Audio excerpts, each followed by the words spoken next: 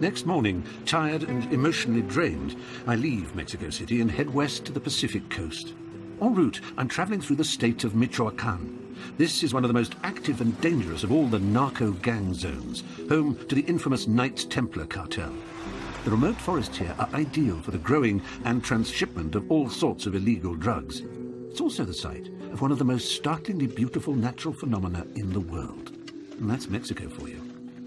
I'm climbing up into the volcanic pine forests with Dr. Pablo Jaramillo, who is taking me to witness perhaps one of the greatest migrations in the world. So we're getting close to the colony, and it's just Should I be seeing a small one. Maybe we don't go farther up, yeah. Where is it? It's actually right in front of you. You can hardly tell that it's because it's so... Yes. It looks like a gigantic wasp's nest. Yes, exactly. That's the colony. Those are, and they're beginning to flutter. Yes. And what happens is that way they keep their heat.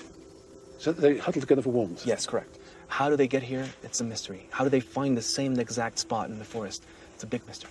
Because they've never been here before. No. This is the 4th generation.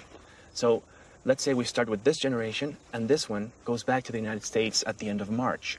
And the females need to find milkweed plants to lay their eggs. And then generation 1 starts. And then that generation keeps going northwards. And then generation 2 starts.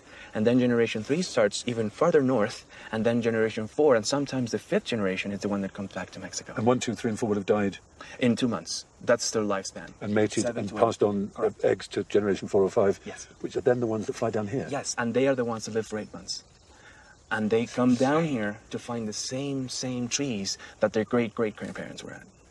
Incredible. It is absolutely incredible. Is there any other equivalent of this on Earth? I don't think so. It's the only multi-generational migratory phenomenon in the world. The only one. That should be a song. The only multi-generational migrational phenomenon in the world. There you go. The only organism in the world that does this. It's incredible. I've seen lots of things in my life, but I can honestly say that this spectacle beats them all. These tiny little creatures clustering together in the way they do has moved me beyond anything. It's simply remarkable. When you add to that, beyond the spectacle alone, the idea that they might have travelled 3,000 miles, it simply beggars description.